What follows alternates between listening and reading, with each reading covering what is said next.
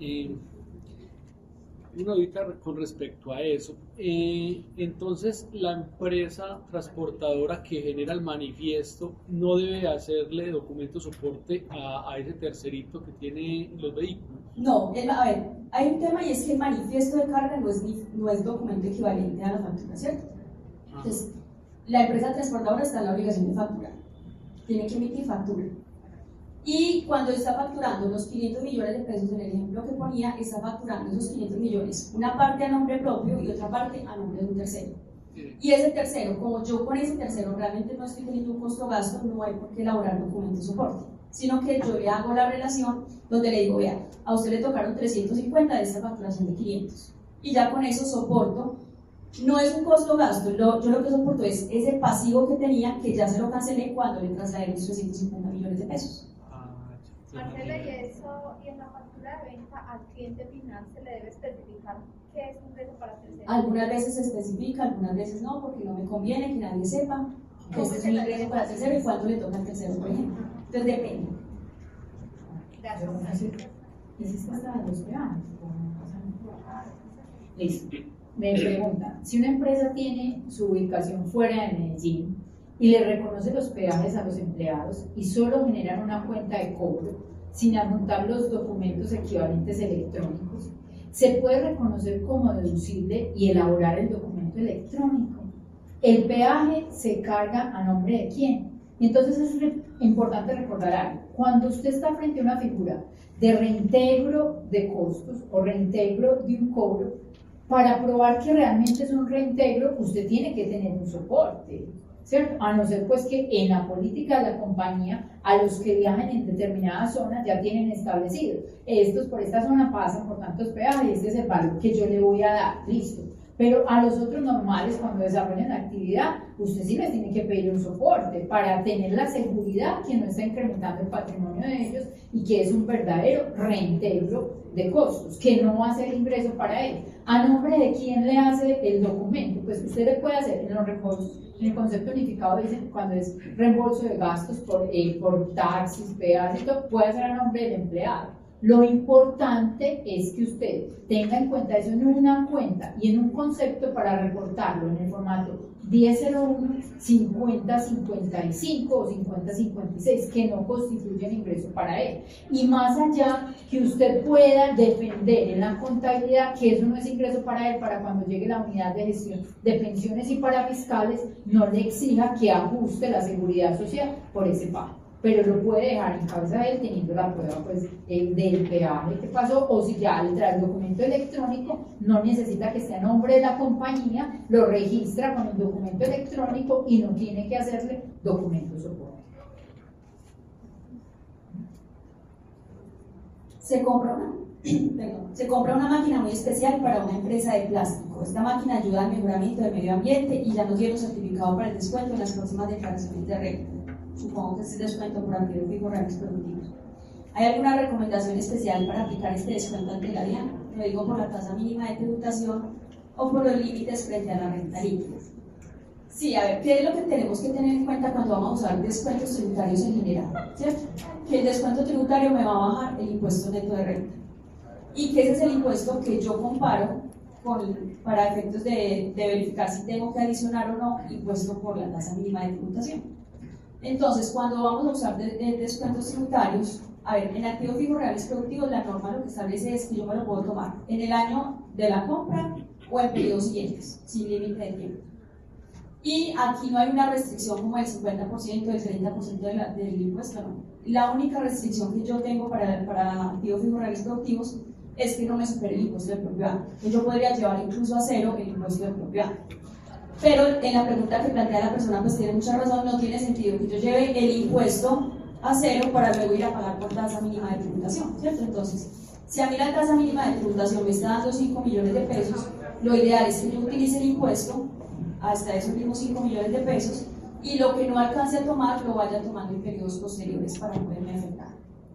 Un empleado que recibió ingresos consolidados 400 millones de pesos por aportes institucionales de la empresa y los utilizó para comprar vivienda, el total de esos ingresos son renta exenta. ¿Ya conoces eso, no? Son renta exenta o quedan en el límite de los 1.340 OBT. Entonces, vean, muy importante esta pregunta en la ley. Tengo varias ahí, pero quería hacer esa connotación. Porque en ocasiones nos venden esos planes institucionales como que todo lo que se mueve por el plan institucional es renta exenta. Perdón pues la expresión, pero así es la venta. Hay que recordar que la connotación de renta exenta pasa por algo que fue primero ingreso y después, si aplica dentro de los límites, se vuelve renta exenta. Entonces uno puede decir renta exenta de Tajo. Cuando la compañía le paga a usted un aporte institucional o hace un aporte institucional a nombre suyo y aparece usted ya como consolidado, usted tiene que apuntar un ingreso en el mundo del cual proviene. ¿De cuál proviene? Del mundo de rentas de trabajo.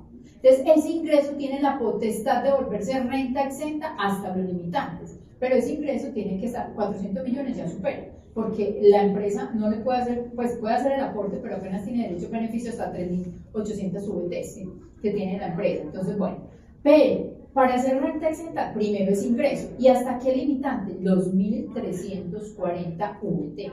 Otra cosa es que ese ingreso, que es del mundo laboral, que usted apenas tuvo derecho a una renta exenta, póngale 30 millones de pesos, tiene que cumplir una condición y es que se quede ahí en el fondo durante 10 años o que usted lo utilice para compra de vivienda, pero que esos 30 millones que les dio el beneficio tributario, entonces como ya él utilizó la compra de vivienda, tiene renta exenta de esos 30 millones, no los 400, los otros le quedan grabados y tienen una renta exenta del 25%. Voy a aprovechar esta pregunta, me la hicieron por fuera pues, de este espacio, pero creo que es importante porque tiene que ver con el tema que yo di ahorita y una pregunta chiquita. Estaban inquietos como con la declaración en cero. ¿Cuándo yo puedo dejar de presentar una declaración cuando no tengo operaciones, cierto? Entonces, esto fue modificado desde la ley 1430 del 2010 y modificó unos artículos dentro del Estatuto Tributario, que son el artículo 601 para la declaración del IVA y el artículo 6 para retención en la fuente. ¿Qué pasa con el Impuesto Nacional al Consumo? Que cuando se creó el Impuesto Nacional al Consumo, como copió partes del procedimiento del IVA, el artículo 512.14, que sí fue el que yo les mencioné en la sesión, digo, copies el procedimiento del IVA. Entonces, ¿qué quiere decir? Que el procedimiento para declarar o no declarar es el que está previsto en el artículo 601. Entonces, por eso no se presentan declaraciones en cero de IVA, de retención en la fuente y de Impuesto Nacional al Consumo. ¿Qué pasa con los otros impuestos? Ahí no hay excepción. Entonces, por ejemplo, industria y comercio, por eso es que nosotros tenemos que presentarlo así sea en cero. ¿Y qué pasa con el RTICA? Norma general, los municipios copian el procedimiento del Estatuto Nacional, ¿cierto? Entonces, la mayoría de los estatutos municipales también tienen contemplado que no hay lugar a presentar retenciones cuando hay retención, pues cuando no hay operaciones. ¿Sí? Pero entonces eso es solamente para retención, Impuesto Nacional al Consumo y el IVA. Y una preguntita pequeña, si un pensionado puede hacer aportes al RAIS. No, a ver, la diferencia entre el RAIS, que son aportes voluntarios a fondos obligatorios, y los aportes voluntarios a fondos de pensiones o cuentas AFC, es que los aportes que se hacen al RAIS es con el único propósito de mejorar la pensión. Es más, cuando la gente ya cumple sus requisitos de pensión, con ese valor es que se lo suman todo en una bolsita y empieza la pensión y ya. También es importante que tengan en cuenta, hay personas que empiezan a aportar al RAIS y luego se van a pasar a Colpensión. Cuando hacen el traslado a Colpensiones, como en Colpensiones uno no puede aportar, no puede tener este tipo de aportes voluntarios, le hacen la devolución de los aportes y eso se toma como una renta gravable, ¿cierto? Entonces, esos aportes voluntarios a fondos obligatorios solamente es hasta que yo cumpla los requisitos para pensionar. Una vez yo ya estoy pensionado, yo no puedo mejorar mi pensión con aportes voluntarios. ¿Se puede hacer ese aporte como pensionado y retirarlo no. por beneficio? No, eso ya sería un aporte voluntario a un fondo voluntario. Pero yo ya no tengo esa bolsita que era para pensionar, porque ya soy pensionado. Bueno, preguntan por acá. Una persona natural, un segundito que se me borró. Listo, una persona natural recibe arriendos anuales por 200 millones de pesos y salarios por 300 millones de pesos. Yo creo que estaba pensando en el tope de 500, subamos 250 de arrendamientos y salarios por 300 millones. Según los topes debe presentar menos. Entonces recordemos que si es el año grabable 2024 esta sola actividad, ella cumple con los dos, porque usted suma salarios y arrendamientos, entonces ya superó los 11.800 UIT, 550 millones. Pero se va a fijar en la otra cédula solita, arrendamientos. Entonces ya el arrendamiento por sí solo, 250 millones de pesos, está obligado a reportar. ¿Qué debe reportar? Lo concerniente a rentas de capital, es decir, los salarios y eso no van en el reporte de información exógena. Entonces no puede decir que solo por los salarios, por los arrendamientos, perdón, de 250 está obligado a reportar. No, tiene que cumplir 500 y tiene que cumplir más de los 2.400 ahí. Voy a decir una chiquitica aquí también de medios, en ese libro, que me preguntaban que si los dividendos se tienen en cuenta para la obligación de reportar información exógena. Entonces, miren, hay una cosa muy importante.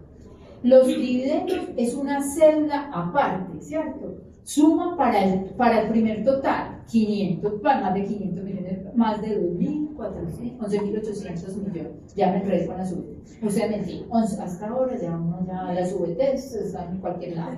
11.800 VT. Entonces, esos dividendos suman para eso. Pero cuando cumple la otra condición, no tiene en cuenta el dividendo, porque la otra condición le da rentas de capital y rentas no laborales. Aunque el dividendo, por su naturaleza, usted dice que es una renta de capital. Sí, pero el mundo celular lo tomó aparte. Y la información exógena le dijo, tómeme la foto únicamente de la columna de rentas de capital. Dos preguntas corticas. La primera, ¿existe convenio de cruces de información con Bélgica para reporte de renta de personas naturales? Pero no sé si se refiere a convenios de intercambio de información o a convenios de doble imposición, ¿cierto? Si estamos hablando de convenios de doble imposición, no existen con Bélgica. Ustedes pueden consultar eso en el manual de retención en la fuente. Está listado de todos los convenios que tenemos suscritos, cuáles ya entraron en vigencia, cuáles están pendientes de entrar en vigencia. Está en la página 455. Y de intercambios de información son muchos, porque hay intercambios muy diferentes. Hay intercambios de transporte, hay intercambios solamente de entidades financieras. Se pueden consultar en la página de la DIAN. Y la otra pregunta pequeñita es si un alimento con vitamina tiene IVA, que es un probiótico. Ahí hay que mirar por partida arancelaria, ¿cierto? Porque las exenciones en materia de IVA están definidas por partidas arancelarias. Si es de esas partidas arancelarias que están definidas en el artículo 477, 2936, 3001, 3002, que son medicamentos y está dentro de esa partida arancelaria, sería exento de IVA y dar derecho a devolución o compensación. Si no está clasificado ni como exento ni como excluido, quiere decir que se debe cobrar y a la Bueno, me estaban preguntando, las empresas que facturan excluido, como las transportadoras o los médicos, que el IVA se lleva como mayor valor del gasto deducible, también deben reportarlos en el formato 1005. Entonces recordemos que el formato 1005 es IVA descontable. Entonces, ¿qué significa IVA descontable? Que en el momento que usted adquiere el bien o el servicio va a tener un tratamiento de descontable. Quienes tienen operaciones excluidas o no sometidas, usted sabe, en el momento que el otro tercero le factura, que ese IVA se va por mayor valor del costo o gasto. Entonces, es decir, esas empresas en forma directa no utilizan el G05 porque ellos no tienen impuestos descontables, ¿cierto? Sino que de una vez se va para el 1001 a la columna. Otra cosa es la novedad de este año, que aquellos que le facturaron un IVA con la potencialidad de ser descontable todo, 1005, pero tienen que hacer un prorrateo porque ese IVA se asigna en forma indirecta a operaciones grabadas, exentas y excluidas. Prorrateo artículo 490, ya tienen que decir ese pedacito en dónde se va. Pero aquí hay una pregunta muy interesante de dependientes. Un hijo menor de 25 años, estudiante en una institución reconocida por el INPES, se casa o recibe ingresos laborales, ¿podría tomarse como dependiente? ¿Ustedes qué piensan?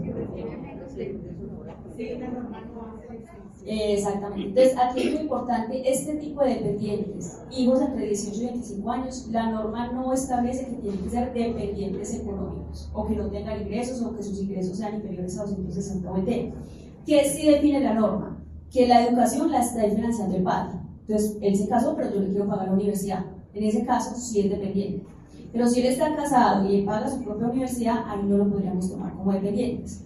En hijos, ¿cuándo se me piden que haya una dependencia económica? Los mayores de 18 años que tienen esas facultades especiales y que tienen que probar esa dependencia física o psicológica. Pero entre 18 y 25 años, el único requisito es que se encuentren financiando la educación, pues quien lo va a tomar como dependiente. ¿Y si estos menores declaran renta? ¿Perdón? Que si declaran renta es menor. No, ese no es requisito, pues ese no es un impedimento, mejor dicho. Y una pregunta pequeñita acá, dice, pasa una cuenta de cobro en el mes de diciembre y la cancelan en enero, pero esa empresa me sacó retención en la fuente, pues pensemos que le dedujo la retención en la fuente. En el mes de diciembre, por pago abono en cuenta, me descuento la retención en la fuente. Si esos ingresos los declaro en un periodo diferente, no.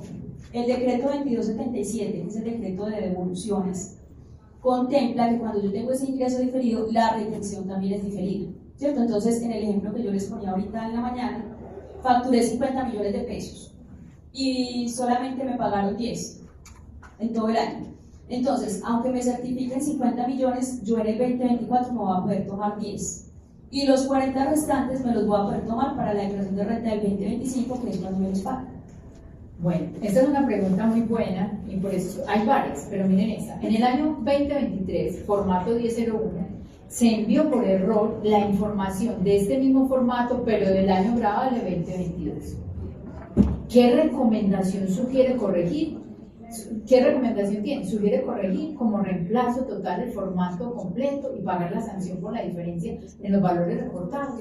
Y en su caso será como base de sanción todos los costos, gastos deducibles y los no deducibles y la retención en la fuente. Y entonces, miren, cuando yo estoy frente a la información exógena, formato 1001, que es una cantidad de columnas, todas las columnas son base de sanción. Todas las columnas se suman, ¿cierto? Se suman. A no ser que esa columna esté reportada en otro lado. Pero el 1001 antes es la madre que da información para uno reportar en otro lado. Entonces ahí hay que sumar todas las columnas. Pero ¿por qué me pareció muy interesante esta pregunta? Vean, es que recordemos que cuando usted está frente a esa sanción, obviamente usted tiene que corregir, porque reportó mal al tercero, le está haciendo un daño al Estado, porque están buscando otros terceros con otros ingresos y de pronto tiene a Pedrito ahí con 250 millones y eran 150 y la DIAN está buscando a Pedrito. Pero que usted calcule la sanción de esa manera. Si yo sumo todo y voy a corregir, tengo una tasa de sanción, que la sanción por corrección es 0.7%, ¿cierto? Esa es. Pero si usted dice que es extemporáneo, la sanción por extemporaneidad es 0.5. Usted me dirá, de la mesa, 0.2. ¿En cuántos registros el 0.2? Significa un valor importante. Entonces, ¿usted qué hace? Como todo el formato se me fue malo, usted entra a servicios informáticos electrónicos, presentación de información, y por allá dice cancelación de formato. ¿Qué es cancelación de formato? Señores, ya me equivoqué y me traigo todo el formato. Ahí le preguntan que por qué se equivocó. Usted dice cualquier cosa. Eso no es con un juramento. Usted dice, era otro tercero. Lo saca todo de la DIAN y presenta el formato extemporáneo. Porque de acuerdo a las columnas y número de registro, es mejor pagar extemporaneidad, que es 0.5. Eso no se cuenta por mes, que pagar sanción de corrección, que es 0.7. ¿Listo? Bueno, aquí hay una pregunta muy interesante también que tiene que ver con el impuesto al consumo departamental, ¿cierto? Entonces, para que los diferenciemos, el nacional es el INC, Impuesto Nacional al Consumo. Y hay un impuesto departamental que es el ICO, que se cobra en vinos y licores. Entonces dice, en un negocio de venta de productos alimenticios se debe incluir líneas de productos grabados por el impuesto al consumo con bebidas alcohólicas y otros. Ese es el departamental. Al comprar los productos con el impuesto, distribuidores y otros negocios en las facturas discriminan el impuesto y este se lleva como mayor valor del inventario y al venderlo queda incluido en el precio de venta por decisión de revisoría fiscal. ¿Es correcto este manejo? De no ser así, ¿cuál sería el proceso contable y tributario que debemos hacer? Debemos inscribirnos como responsables ante el Departamento de Antioquia, cobrar el impuesto, discriminarlo, declararlo y pagarlo. Con el ICO, que es un impuesto departamental, los únicos responsables son los productores o importadores. Entonces es un impuesto monofásico. Estoy comprando una botella de aguardiente antioqueño, el responsable es Fábrica de Licores de Antioquia. Y de ahí en adelante es un mayor valor del costo o gasto. ¿Por qué se discriminan las facturas? Porque para efectos del IVA, cuando ya empieza a cobrarse el IVA, por ejemplo, en botellas de vino, en cervezas, la norma tiene una base gravable especial. y dice que el IVA se cobra por el total del precio de venta menos el ICO, menos ese impuesto departamental. Entonces, por eso es que muchas empresas lo separan dentro de la factura. Es como para que usted, para decirles que vea usted que es distribuidor, esa botella de vino que la va a cobrar en 20.000 pesos o en 30.000 pesos, cuando vaya a cobrar el IVA no es sobre los 30.000, es sobre los 30.000 menos el ICO que tiene incorporado esa botella de vino. Pero sí está correcto cargarlo como un mayor valor del costo gasto, y esta empresa que es simplemente distribuidora no tiene responsabilidad de ese impuesto departamental porque es solamente el producto. Si una empresa se liquidó en el mes de diciembre de 2024 y canceló el RUT en enero de 2025, ¿estaría obligado a presentar información exógena sobre el año 2024? ¿Qué nos dicen ustedes? Sí. Porque en el 2024 no canceló el RUT, y además que para pedirle o dar el aval de la cancelación de RUT en el 2025 le exigen la presentación de información exógena. Pero ya la DIAN lo canceló. La DIAN lo canceló ya, es tuya la pregunta. Pero usted tiene que presentar información exógena, porque ese reporte de información le debe llegar a la DIAN. Porque ¿cómo van a quedar esos terceros por fuera del tema? No se la DIAN porque se la canceló sin verificar el cumplimiento de la obligación exógena. Habría que revivir entonces el RUT. No, lo que pasa es que, mira, hay momentos en que nosotros sugerimos, cuando pasan esos procesos de fusión, absorción o liquidación, que cancelen unas responsabilidades del RUT para no seguir presentando pues otras declaraciones, pero el NIC como tal se quede vivo un tiempecito, un añito, ¿cierto? Nosotros hemos dicho un año o 2 años, ¿cierto? Un año más o menos para poder cumplir con esas obligaciones, porque entonces la DIAN, usted no le va a suministrar la información que necesita la DIAN para buscar esos terceros que usted hizo operación. Y si de pronto mañana la DIAN alguien le hace auditoría de esa cancelación, ahí queda delicado el tema de ir a verificar si le permiten abrir el RUT, porque la excepción le dice durante el año grabable 2024 cancelaron el RUT, y esta no lo canceló durante el 2024. Pero se inició el proceso de cancelación.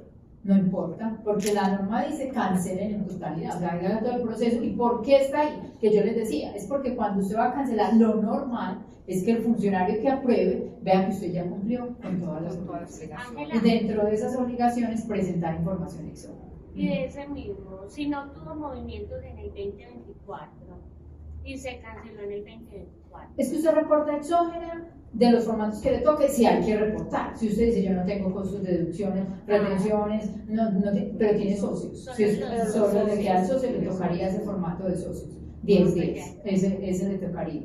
Pero es que también tengo un caso así, la empresa se liquidó en agosto y según la liquidadora ya había quedado cancelado el RUT, pero me dijo, puedes presentar la exógena en el otro año antes de que se vence el plazo, pero si ya el RUT está cancelado, ¿no qué hacer? Yo no sé, no conozco el procedimiento para activar el NIC. Pues no sé si usted puede ir a la DIAN y de pronto le pueda, pues hay que averiguar, decirle, venga, yo ya tengo la información exógena, no tengo cómo hacerlo, me lo deja traer los archivos y presentarlos acá. Pues nada se pierde uno con ir a hacer el intento, porque yo tengo que cumplir. Ya el NIC no me deja hacerlo a través de los servicios informáticos, pero ahí le dice, a través del kiosco, que mire, tenga la información, o le hago un memorial, aquí le mando la USB con la información exógena, porque es que si después lo buscan, la sanción es más delicada. Y en el caso de la renta también, pues que se canceló, pero no se presentó. Ah, no, la renta hay que presentarla hasta el momento que liquide la sociedad. Vamos a continuar. ¿Cuál es el proceso hoy para solicitar a la DIAN reintegro de pagos de lo no debido o en exceso? Para eso tenemos un término de 5 años, ¿cierto? ¿Cómo hay que hacerlo? No se puede a través de los servicios informáticos electrónicos, necesariamente hay que pedir cita. La cita puede ser atendida virtualmente a través de un correo electrónico o presencialmente. Y siempre nos van a pedir el formato 010, que es el formato de la solicitud de ese reintegro, y que adjuntemos las evidencias, por ejemplo, la constancia bancaria, el formato 1661, que la información bancaria siempre va, y que adjuntemos lo que evidencia ese pago en exceso, ¿sí? Por decir cualquier cosa. Por error pagué en un recibo de pago 2 veces, se me fue 2 veces el pago, lo pagó la secretaria y luego lo pagó otra persona. Entonces adjunto los 2 recibos, la declaración, y esa es como la evidencia para hacerlo, y recordar pues, que tienen 5 años. Mire, dice, una persona natural no responsable de IVA que canceló su cámara de comercio para quitar su responsabilidad de facturador electrónico, ¿lo puede hacer actualizando el RUT o le toca agendar cita en la DIAN? ¿Cómo les parece que le toca agendar cita en la DIAN? a través de los servicios informáticos no dejan eliminar la responsabilidad 52. Un empleado que está a 3 años de la pensión llega a un acuerdo con la empresa para dejar de laborar, pero la empresa continúa haciendo los pagos mensuales a través de un plan institucional.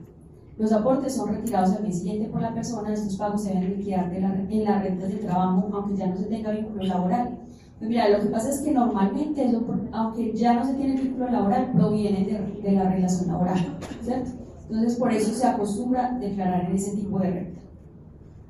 Los formatos de exógena en una fusión en el mes de noviembre del 2024, por ejemplo, que les coloqué, los presenta la sociedad absorbente o la sociedad absorbida. Y vuelven y dicen, teniendo en cuenta que la sociedad absorbida no ha cerrado su grupo. Entonces, miren, esto se sale de todas las connotaciones. En el momento que suscriban la escritura de ese proceso de fusión, escisión o algo, ya la que queda, la que absorbe, es la que tiene que cumplir con todas las obligaciones. ¿Cómo lo va a hacer? La otra le va a traer el archivo, van a consolidar información, va a hacer, o si apenas empezó a nacer con esta una nueva sociedad, entonces toda la información de la otra es la información de la sociedad que quedó viva, la tiene que hacer con ese RUT y con esas condiciones, porque ella va a seguir siendo responsable por toda la parte formal y obligaciones formales y sustanciales de las otras que desaparecen. Voy a responder dos cortitas. La primera, el formulario del impuesto al consumo de bolsas plásticas se presenta en cero o no se presenta. Si no hubo operaciones en un periodo de nada de impuesto nacional al consumo, no habría lugar a presentación por la norma que les mencionaba, que es el artículo 512-14. ¿Y cuál es el patrimonio neto para el caso del impuesto al patrimonio? Sería el patrimonio líquido, ¿cierto?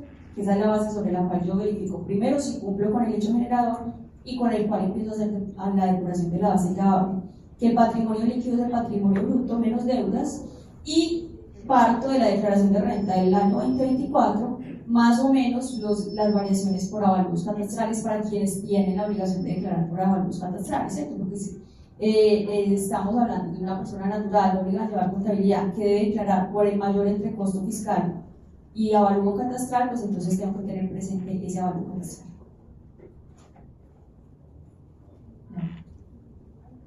Dice una persona natural con ingresos por salarios e ingresos por ventas de productos porque es un responsable del IVA por ser un importador, está obligado a presentar medios magnéticos aún sin superar el tope de ingresos en el 2023 y en el 2024.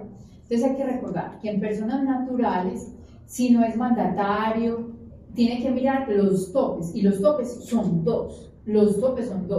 El primer tope de los ingresos lo cumple o en el 2023 o 2024. Y el segundo tope tiene que ser por el año por el cual estamos presentando la información, que es 2024. Es decir, no es determinante si él es responsable de IVA o no. Lo importante es que verifique el tope de los ingresos. Al ser un responsable del IVA que está vendiendo bienes, seguramente toda su operación va para el mundo de rentas no laborales y posiblemente dependiendo del movimiento de esa venta, de esa importación que esté trayendo y vendiendo en ese mundo de rentas no laborales, puede cumplir los dos topes en el mismo año, sí, porque ese año vendió 1.000 millones de pesos, cumplió los dos topes porque todas las ventas van rentas no laborales y ahí le dan los topes de TAP.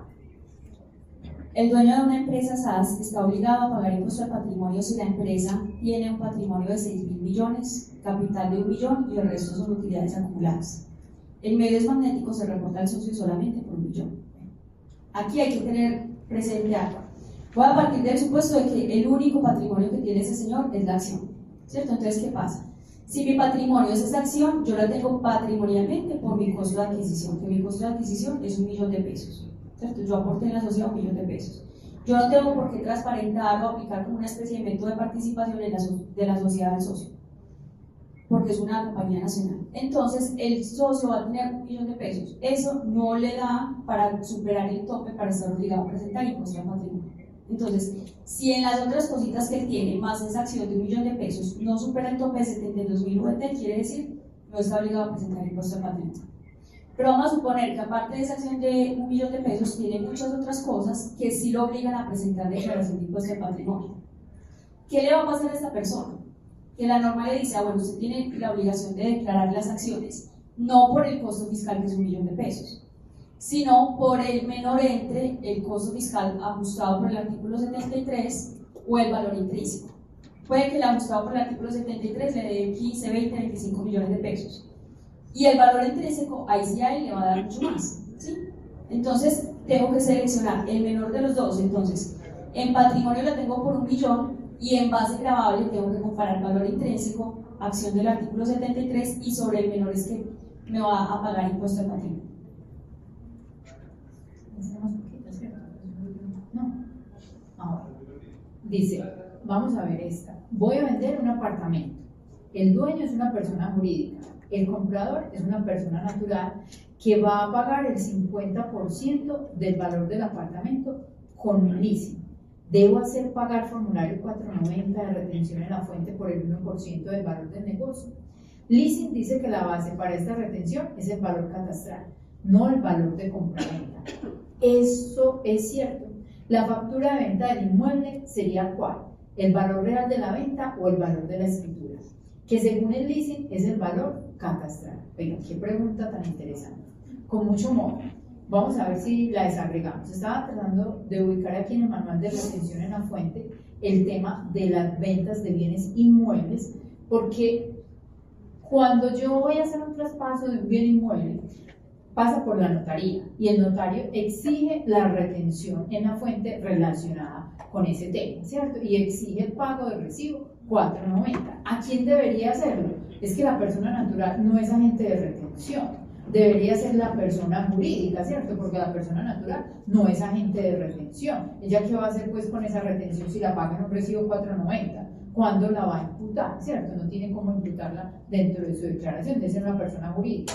Tengo claro que en el tema de los registros y los impuestos, los notarios tienen que velar porque el pago de impuestos se realice como mínimo con el avalúo catastral. Valor comercial. Es que dice artículo 490, tiene que ser valor comercial, tiene que regular valor comercial, no es ni avalúo catastral ni el valor del leasing, sino el artículo 90, valor comercial del bien, pero los impuestos los pagan por eso sí, por el valor comercial. Entonces no sé por qué la compañía de leasing lo está llevando a una inconsistencia dentro de la aplicación de la norma. Y hay que tener en cuenta algo, es que cuando yo estoy adquiriendo bienes a través del leasing, y si ya he hecho un pago, ese valor de la opción de compra y todo, ese no es el valor que aplica artículo 90, se tiene que ir siempre a valor comercial. Entonces yo creo que aquí hay como un cruce de normas y instrucciones no bien dadas, porque la persona natural no es agente de retención. La retención en notaría sería sobre el valor comercial, artículo 90, y le tocaría a la persona jurídica asumir esa parte de retención y hacer el proceso dentro del notario para poder imputarlo en 350. O si no, la persona que hizo la pregunta ahora nos da más detalles a ver qué es el tema. Bueno, hay una pregunta que dice: los retiros de aportes de pensiones voluntarias y sus rendimientos provenientes de rentas de trabajo que no cumplieron los requisitos se declaran en qué cédula. La norma establece que cuando yo tengo retiros de aportes voluntarios que no cumplieron con requisitos, van en la misma cédula de donde procedió el aporte. Si yo aporto porque soy rentista de capital de mis arrendamientos, entonces cuando retire su cumplimiento de requisitos, va en rentas de capital. Si fue por la venta de un activo poseído menos de 2 años, que es renta no laboral, cuando retire es de renta no laboral. Entonces, si esto provenía de rentas de trabajo, también se declaran las rentas de trabajo. Y los rendimientos que son grabados van en las rentas de capital, y recordemos que no tienen componente inflacionario. Bueno, un proveedor del exterior me pide que le facture.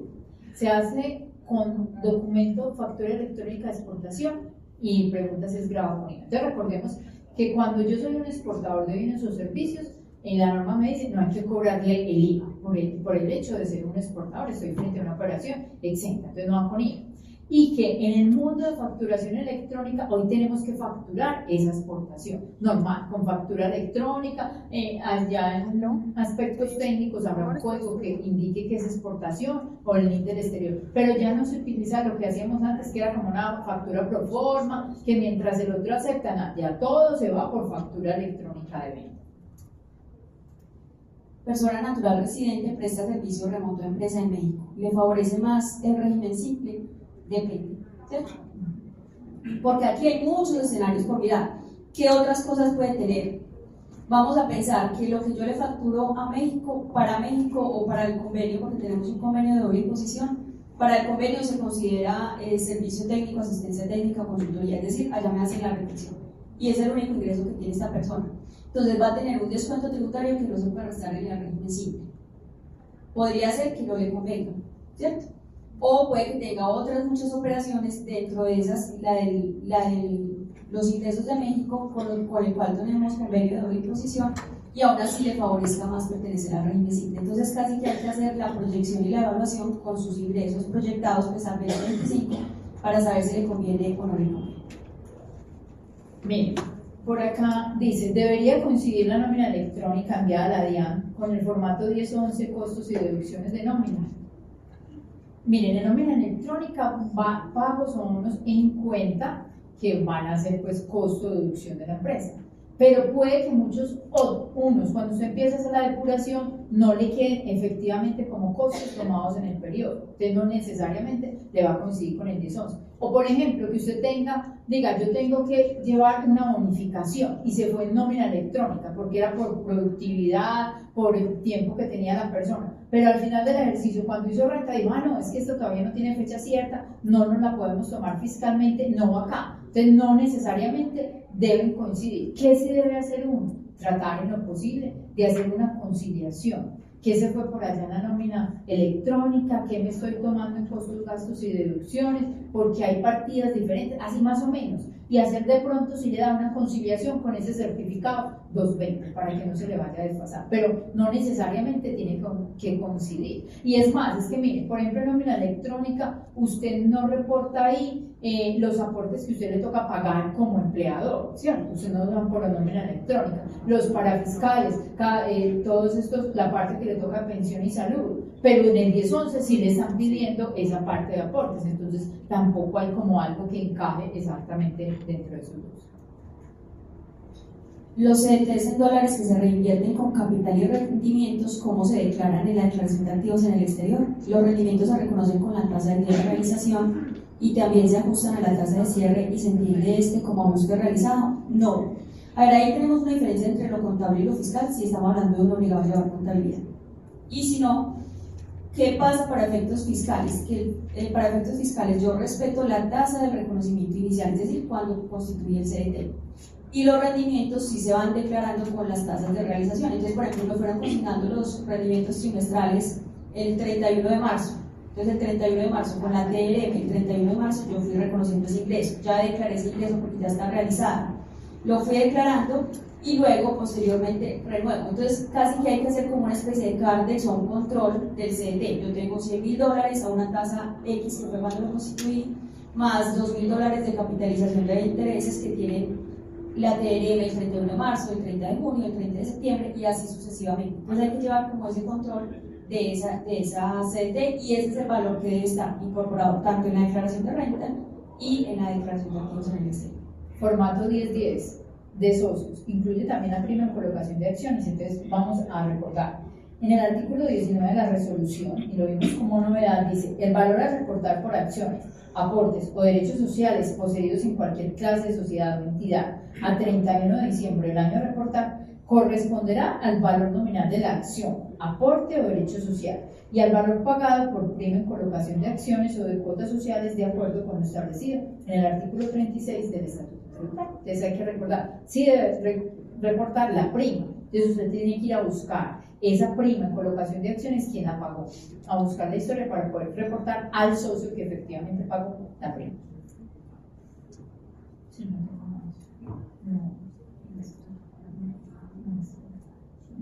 no sé si de pronto estas ya lo recibimos. Los aprendices del SENA.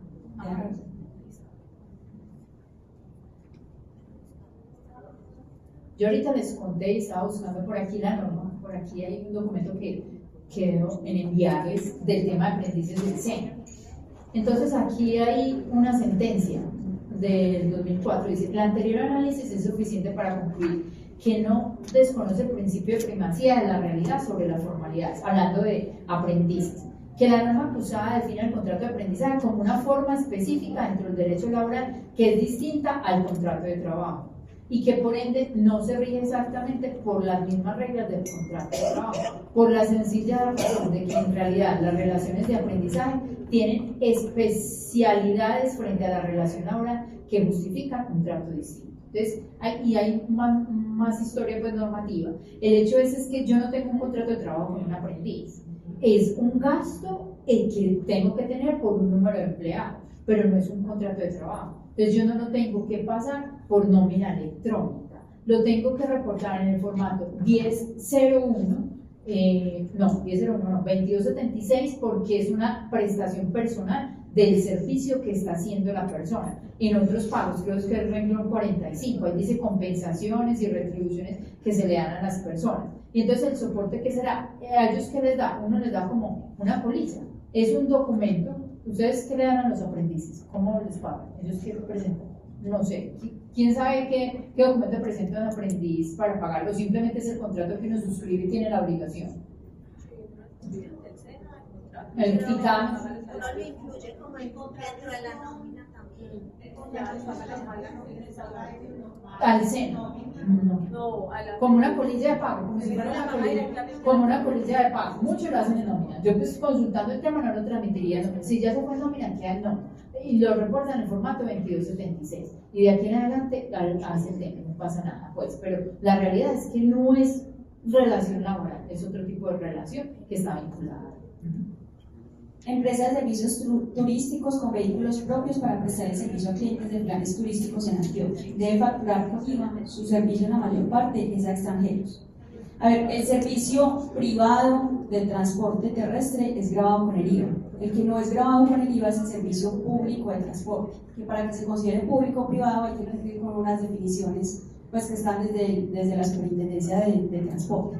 Entonces, lo primero hay que revisar porque hay empresas que tienen vehículos pues, que tienen esa calificación de ser transporte público. Si no es así, estarían grabados. Con respecto a los servicios turísticos, que hay unas excepciones, esas excepciones en materia de transporte son únicamente en zonas fronterizas, ¿cierto? Entonces, como están diciendo que es particularmente en Antioquia, no estaría dentro de la exclusión, ¿sí? Entonces, ahí lo que habría que mirar es si ese transporte se puede clasificar como transporte público, pues porque no tiene que ser que esté abierto al público, hay unas reglamentaciones del ministerio, y si no, estaría grabado con el IVA y estaría dentro del paquete completo pues, a estas personas.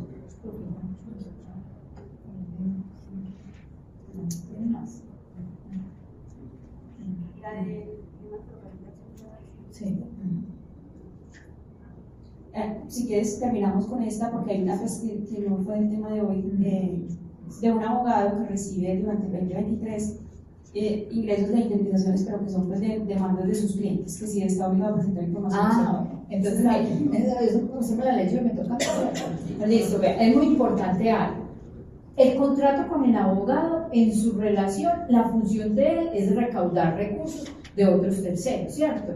Entonces, su naturaleza normal de él es que recaude ingresos para otros terceros. Nosotros, ¿qué hemos hecho con algunos abogados cuando los procesos son muy grandes? Porque es que uno dice, una entidad del Estado, fuerzas militares o algo, le pagó 2.000 millones de pesos y pasó por las cuentas bancarias de él, porque se lo reconsignan. Le hemos hecho, aunque no esté obligado a reportar información exógena, el formato 1647 de ingresos recibidos para terceros.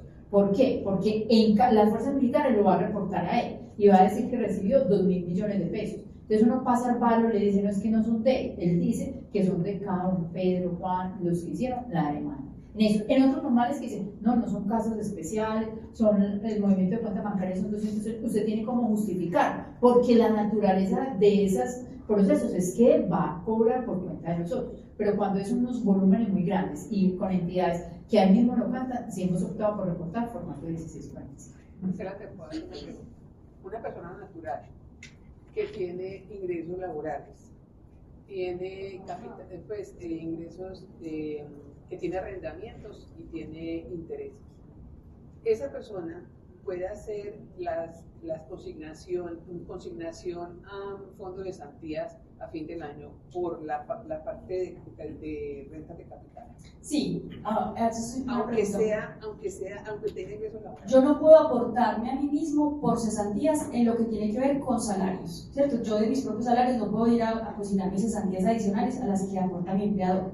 Pero si yo tengo honorarios, comisiones, servicios, rentas de capital o rentas no laborales, es decir, lo que se considere como independiente, rentista de capital, yo sobre esos valores sí puedo aportar una 12ª parte del ingreso como aportar cesantías. Entonces, en los salarios es claro que yo de ahí no puedo llevar nada. Y de todo lo demás, que no sean salarios, yo podría llevar una 12ª parte del ingreso grabado. Bueno, muchísimas gracias a todos. Que estén muy bien. Esperamos haber cumplido sus expectativas. Mil gracias por acompañarnos hasta esta hora. tienen que arreglar aquí el salón, entonces ya, hasta aquí. Hasta aquí.